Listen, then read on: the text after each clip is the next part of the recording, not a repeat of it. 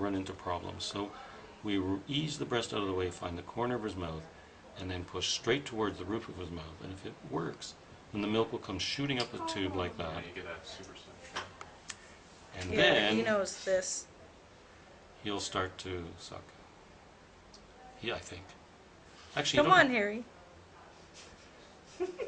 There we go.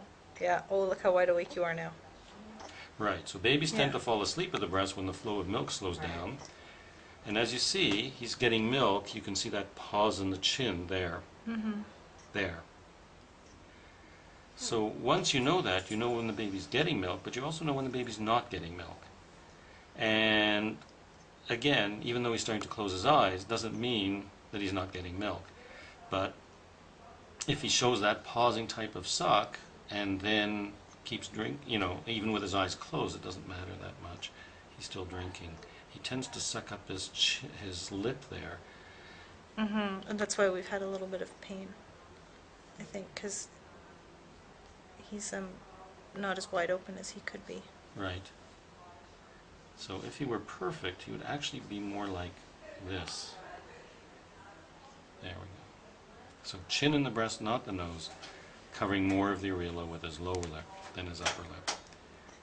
And so, we encourage this method of supplementation, and luckily, it was Dr. Weidman who suggested this? Yes. Yeah. And luckily, Dr. Weidman is on track with this, because there are a lot of doctors will tell me, there's no such thing as nipple confusion. Well, there is. Babies aren't dumb. They know. If they go to the breast and they're not getting good flow, and then they get a bottle and they get good flow, they'll figure it out. Bonding is important, but hunger comes first. Let's see now. If milk starts coming out the tube there, something's happening. I mean, at the side of his mouth there, something's happening. It shouldn't be. So I just fiddled with it a little bit. But that pause in the chin also tells you if he's getting the milk.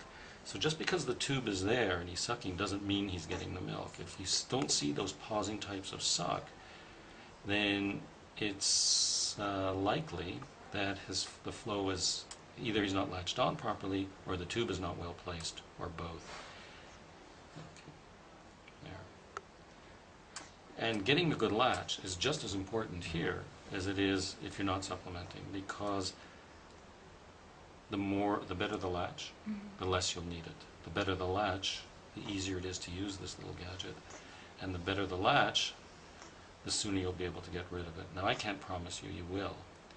But if you do it this way, where you feed the baby on one side until he doesn't drink anymore, feed the baby on the second side until he doesn't drink anymore, then as he gets more milk from you, then he'll take less from here. And it's automatic. You don't have to say, well, he gained beautifully when I gave him 2 ounces of feeding, and so I'll just knock him down to 1 ounce of feeding. Well, that may not work.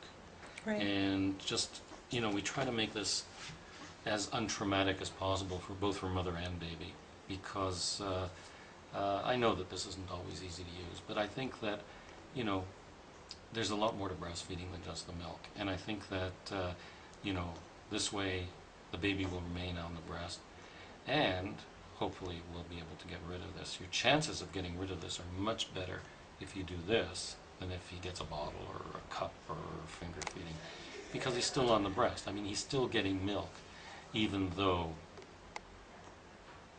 okay.